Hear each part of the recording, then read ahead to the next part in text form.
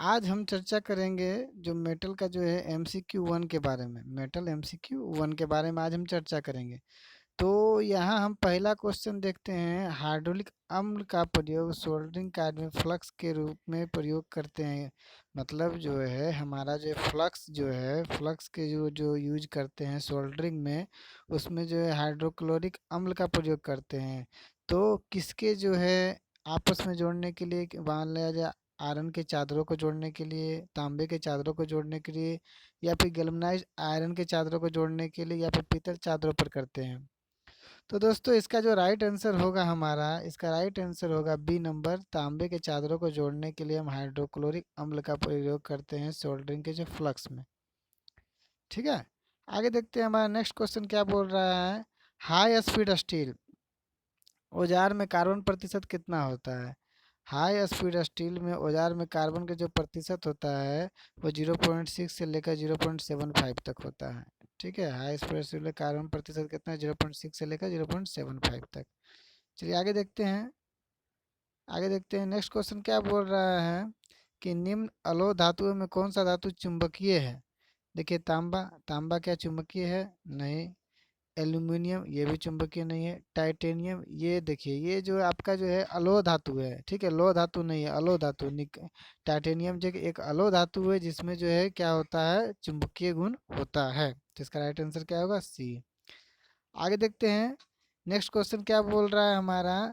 Cemented carbide tool का tip किया जाता है। सीमेंटेड कार्बाइड जो टूल होते हैं वो जो है उसको जो है किस प्रकार जो टिप को जो है सीमेंटेड कार्बाइड टूल में जोड़ा जाता है। ब्रेजिंग के द्वारा, वेल्डिंग के द्वारा, सोल्डरिंग के द्वारा, या सेंक के साथ। तो इसका राइट आंसर हमारा ए होगा, ब्रेजिंग किया जाता है। टूल को जो है, टिप को जो है कार्बाइड टूल का जो टिप होता है वो जो है टूल के जो सेंक से, टूल से जो है टिप ब्रेजिंग के द्वारा आपस में जुड़ते हैं। आगे देखते हैं नेक्स्ट क्वेश्चन क्या बोल रहा है हमारा। प्रत्यास्थापन विरूपण के प्रति, ठीक है, धातु का प्रतिरोध होता है। यानी प्रतिस्थापन विरूपण के प्रति धातु प्रतिरोध, यानी जो है हमारा इलास्टिक डिफॉर्मेशन जो है, इलास्टिक डिफॉर्मेशन, इलास्टिक डिफॉर्मेशन का विरोध कौन सा करता है। टफनेस, स्ट्रेंथ, रिजिडिटी या डिस्टॉर्शन।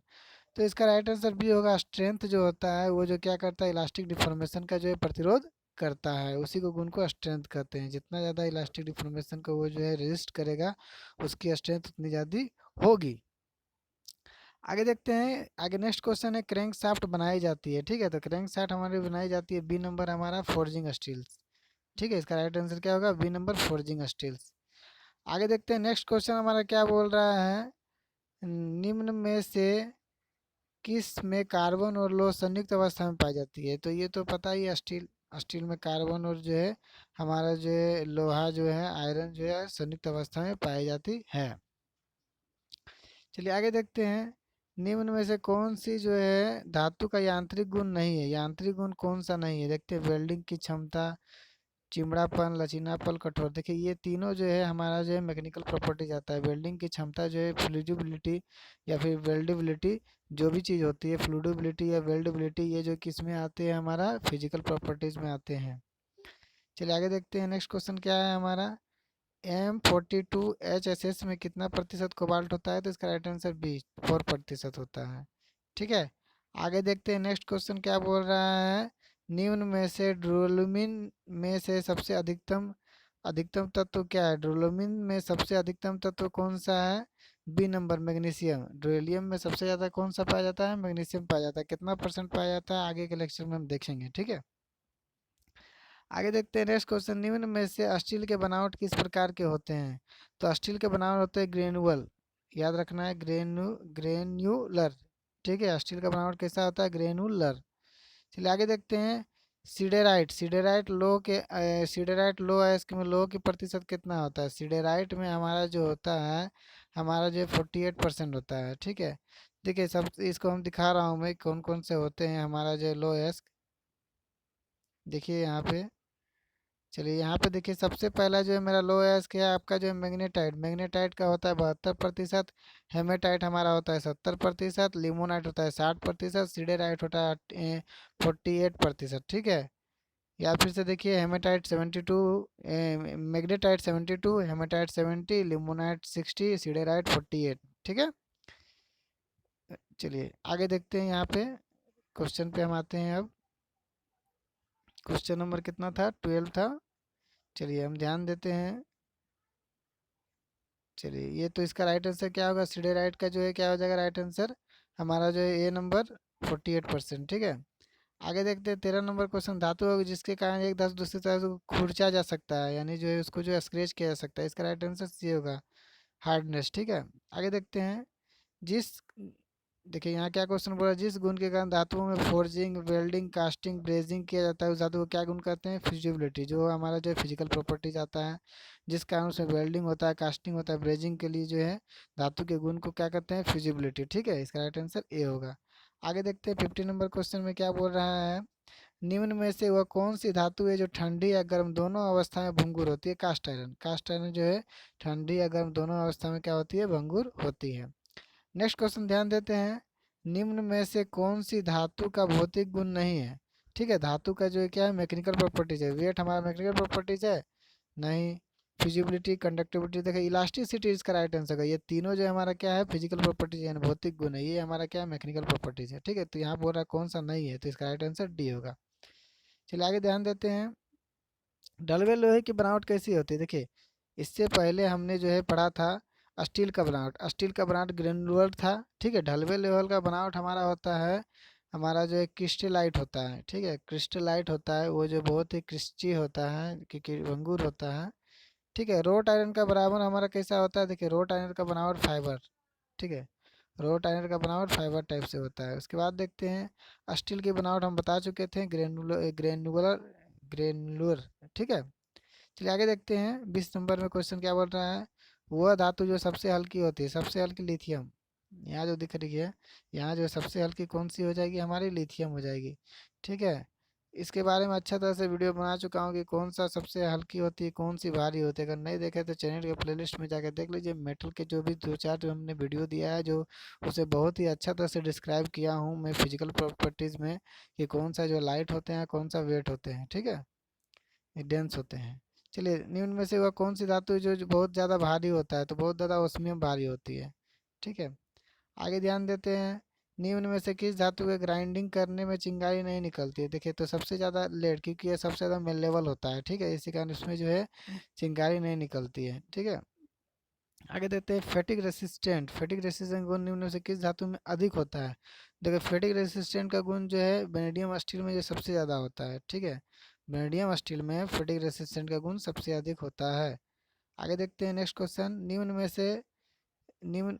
में से देखिए यहाँ पे, निम्न में से धातु के किस गुण के कारण ठंडी अवस्था में रोलिंग करने के सीट बनाया जाता है। सीट बनाने का मतलब आघात बढ़ देता। ठीक है, ये नंबर। ठीक है, सीट बनाने का मतलब आघात बढ़ देता। चलिए नेक्स्ट क्वेश्चन ध्यान देते हैं, निम्न में से वह कौन सा गुण है जो धातुओं को बार बार मोड़ने, मरोड़ने, टूटने को रोकता है। ये जिसका होता है चिमड़ापन, यानी टफनेस। ठीक है, मोड़ने, मरोड़ने, टूटने को जो है रोकता है, ये चिमड़ापन। चलिए आगे देखते हैं 26 नंबर है, निम्न में से किस धातु में अरे निम्न में से किस धातु में मशीनेबिलिटी का गुण पाया जाता है। मशीनेबिलिटी, ठीक है, देखिए मेलिएबिलिटी अलग होता है, मशीनेबिलिटी अलग होता है। मेलिएबिलिटी में हमारा जो है लेड सबसे अच्छा रहेगा, और मशीनेबिलिटी में हमारा जो है क्या रहेगा, जिससे मशीनिंग क्रिया आसानी से हो सके। तो इसका राइट आंसर देखिए क्या होगा, ये सी नंबर, ढलवा लोहा। ढलवा लोहा में मशीनेबिलिटी गुण अच्छा होता है। ठीक है, क्योंकि जो है भंगुर होता है, मशीनेबिलिटी गुण अच्छा होता है।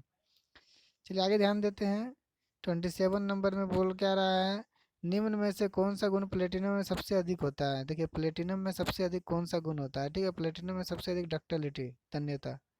इसका राइट आंसर ये होगा, प्लेटिनम में तन्यता सबसे अधिक होता है। इसके कंपैरिजन, ये जो कंपैरिजन, इसके कंपैरिजन जो है प्लेटिनम में तन्यता गुण सबसे अधिक होता है। ठीक है। आगे देखते हैं, निम्न में किस धातु का गलनांक सबसे अधिक होता है। देखिए ये जो हम तो कोबाल्ट, क्रोमियम, वेनेडियम, टंगस्टन। ठीक है, तो इसमें से सबसे ज़्यादा आपका होगा, इसका राइट आंसर क्या होगा, इसका राइट आंसर डी होगा, टंगस्टन। टंगस्टन का होता है 35, हमारा जो है 3380 डिग्री सेल्सियस। ठीक है, 3380 डिग्री सेल्सियस लगभग अप्रोक्स में होती है इसका जो है मेल्टिंग पॉइंट। ठीक है। देखिए निम्न में से किस धातु का गलनांक सबसे कम होता है, सबसे कम। ठीक है, सबसे कम देखिए, देखिए तो सबसे कम होता है हमारा गलनांक होता है टीन का, लगभग 230 या 229 के अप्रोक्स में डिग्री सेल्सियस के होता है। ठीक है। चलिए आगे ध्यान देते हैं हम। आगे क्वेश्चन बोल क्या रहा है, धातु का वह गुण जिसके कारण धातु में इलास्टिक डिफॉर्मेशन होता है। ठीक है, वह गुण जिसके कारण इलास्टिक डिफॉर्मेशन होता है। इलास्टिक जो क्या हो रहा है, डिफॉर्मेशन, तो उसका राइट आंसर क्या होगा? बिल्कुल बिल्कुल बताइए। इलास्टिक डिफॉर्मेशन होता है यानी जो है लचीलापन। ठीक है, इसका राइट आंसर क्या होगा? इलास्टिसिटी। ठीक है, याद रखिए इसका क्या राइट आंसर होगा? इलास्टिसिटी। देखिए आगे देखते हैं, धातु का वह गुण उसके कारण कटिंग करने की क्षमता रखता है। कटिंग करने की क्षमता रखेगा उसको क्या बोलेंगे? हार्डनेस। ठीक है, आगे ध्यान देते हैं, धातु का वो गुण जिसके कारण चोट लगने पर वो टूट जाती है, रेट में इसको क्या बोलेंगे हम? भंगुरता। ठीक है, टूटने जाने की प्रक्रिया को क्या बोलेंगे? भंगुरता। आगे देखते हैं, धातु का वो गुण जिसके कारण खींचने पर वह टूटती नहीं है, टेनासिटी। इसका राइट आंसर क्या होगा? टेनासिटी। खींचने पर वह नहीं टूटती है तो टेनासिटी। आगे धातु का खरोच, जहाँ खरोच बोल दिया, टूट फूट, आप घर्षक या प्रतिरोधकता के गुण को क्या कहते हैं? डायरेक्ट सी बात है, पर कठोरता।